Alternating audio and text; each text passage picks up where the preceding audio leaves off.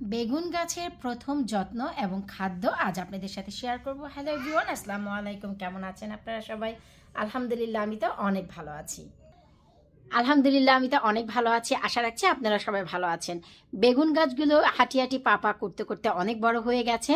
তো আজকে ভাবলাম প্রথম বেগুন গাছের যত্ন এবং খাদ্য দিতে যাচ্ছি, আপনাদের সাথে একটু শেয়ার করা জরুরি। আর বর্তমানে কি অবস্থা বেগুন গাছগুলো চলেন সেটা একটা ছোট্ট করে আপডেট দিয়ে দিই। আর এই প্রথম আমি কি খাদ্য আর যত্ন দিতে যাচ্ছি সেটাও আপনাদের সাথে শেয়ার করি।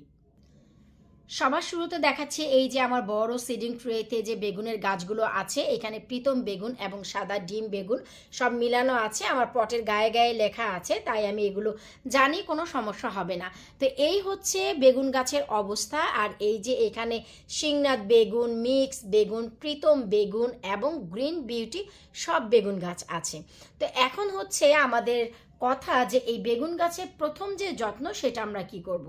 ফার্স্ট অফ অল আমরা বেগুন গাছের নিচে যে পাতাগুলো থাকে সেই পাতাগুলোকে ফেলে দিব। আমি অফ ক্যামেরায় দেখেন সেই কাজটি করেছি। নিচের দিকে যে পাতাগুলো ছিল সেই পাতাগুলো আমি ছিঁড়ে ফেলেছি। এই যে আমি একটি দুটি গাছ রেখে দিয়েছি শুধু আপনাদের একটু দেখানোর জন্য। এই যে দেখেন, এই যে বেগুন গাছের যে নিচের যে পাতাটা থাকবে, এই যে দেখেন নিচের পাতাটাকে আমরা এই যে আমি একটু দেখাচ্ছি, এই যে দেখেন নিচের পাতাটা আমরা ফেলে দিব। এতে করে নিচের দিকে কিন্তু কিছুটা এয়ার সার্কুলেট হবে। কারণ হচ্ছে নিচের পাতাতেও কিন্তু অনেকটা জায়গা আঁকড়ে ধরে রেখেছে।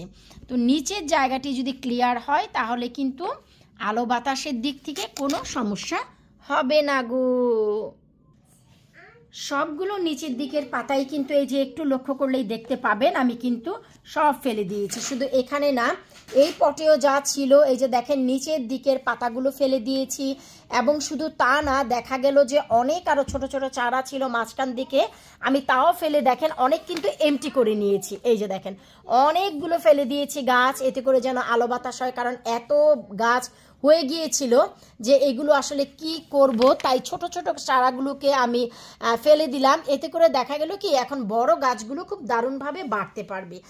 আরও যে একটি সমস্যা সেটা হচ্ছে হাওয়া বাতাস এবং ওয়েদারের তারতম্যের কারণে অ্যাফিড পোকাগুলো, এই যে দেখেন অ্যাফিড পোকাগুলো বেগুন গাছে কিন্তু বাসা বেঁধেছে। কারণ দেখা যায় অনেক সময় এই কনজারভেটরি তাপমাত্রা 33 ডিগ্রি থেকে নিয়ে 38 ডিগ্রি পর্যন্ত হয়। আবার সকালবেলা যখন আমি নামি, আমরা রাতের দিকে হিটার বন্ধ করে দেই, না হয়তো আমরা উপরে বেডরুমে শুতে পারি না, এত গরম হয়ে যায়।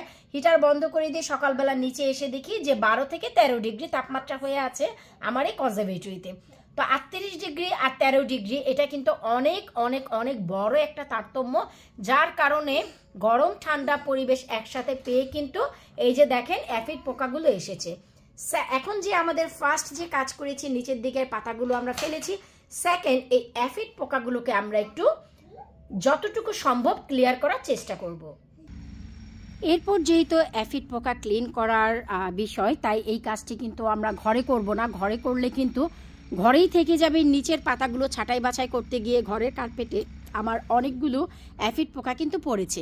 তো এখন আমি এগুলো সব গার্ডেনে নিয়ে এসেছি। যদিও আজকে ওয়েদার গরম না ঠান্ডা, তারপরেও এখন এই যে দেখেন অ্যাফিড যে পোকাগুলো আছে এগুলোকে আমরা একটি বেবি ওয়াইপসের সাহায্যে, এই যে দেখেন একটি বেবি ওয়াইপসের সাহায্যে এগুলো কিন্তু আমি আলতো করে আমাদের এইভাবে ক্লিন করে দিতে হবে। একটু কষ্ট হবে কিন্তু কিছু করার নাই। এভাবে করে আমাদের প্রতিটি গাছকে আলতো করে এই যে দেখেন ক্লিন করে নিতে হবে। যতটা পরে ততটা ফেলে দিতে হবে।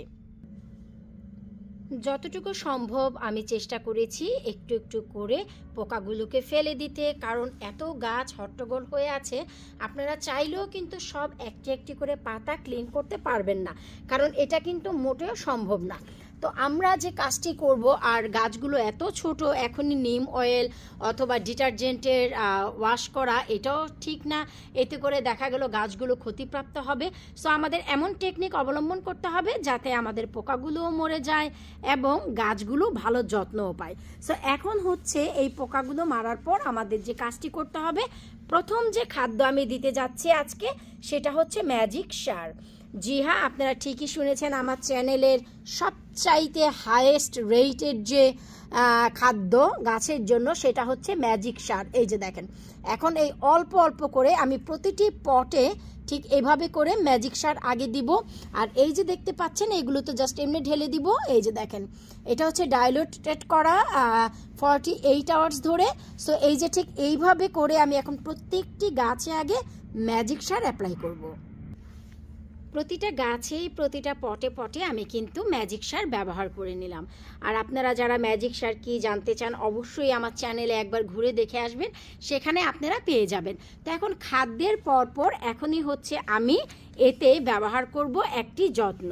এই যে ছোট ছোট পোকা হয়েছে তার জন্য আমি একটি ম্যাজিক দ্রবণ বানিয়ে নিয়েছি। আর এর ভিডিও আপনারা আমার চ্যানেলে পেয়ে যাবেন। যদি জানতে চান ভিডিওর নিচে কমেন্ট করবেন, অবশ্যই আমি এর একটি ভিডিও আপনাদের সাথে শেয়ার করব। তবে এইটুকু বলছি, আপনারা যারা দ্রবণ ব্যবহার করবেন তারা কিন্তু এভাবে স্প্রে করেই ব্যবহার করবেন না। হয়তো কিন্তু যদি নজলে ব্যবহার করেন সেই নজলগুলো কিন্তু ব্লক হয়ে যায়, ক্লিন করতে কষ্ট হয়। কিন্তু এইরকম স্প্রে বটলে যদি নিজেরা স্প্রে করে দেন তাহলে কিন্তু কোনো সমস্যা হয় না। এই যে দেখেন ভালো করে গাছে গাছে দিয়ে দিতে হবে, যেন পাতায় পাতায় গোড়ায় গোড়ায় জিনিসটা যায়। এতে করে কিন্তু এই পোকাগুলো আপনাদের মুক্তি পাবে। কারণ ম্যাজিক দ্রবণে কিছু এলিমেন্ট রয়েছে যা অ্যাফিড পোকা একদমই পছন্দ করে না। একটু লক্ষ্য করলেই দেখতে পাবেন প্রত্যেকটি গাছের আনাচে কোনাচে আমি যতটুকু সম্ভব সব জায়গায় কিন্তু স্প্রে করে দিয়েছি। প্রত্যেকটা কর্নারে তো আর আপনারা যেতে পারবেন না, কিন্তু যতটুকু সম্ভব আপনারা পাতার এপাশ ওপাশ করে একটু চেষ্টা করবেন দিয়ে দিতে। আর এতে কিন্তু প্রচুর পরিমাণে আমি যে এলিমেন্ট দরকার সেটা মিশাইনি, যেহেতু ছোট বাচ্চা গাছ তাই কিন্তু আমি অল্প পরিমাণে মিশিয়েছি। গাছগুলো দেখেন হলুদ হয়ে গেছে, কারণ এখানে কিন্তু খাবারের হলুদও আমি ব্যবহার করেছি, সাথে আরও 2-3টি আইটেম দিয়ে এই ম্যাজিক দ্রবণ। আপনারা আমার চ্যানেলে গেলেই ম্যাজিক দ্রবণটি পেয়ে যাবেন, যেটা কিনা গাছের জন্য বেস্ট অফ বেস্ট। আমি প্রতিবারই কিন্তু আপনাদের বলি। এখন আমি এভাবে রেখে দিব অ্যাটলিস্ট 2 থেকে 3 ঘন্টা।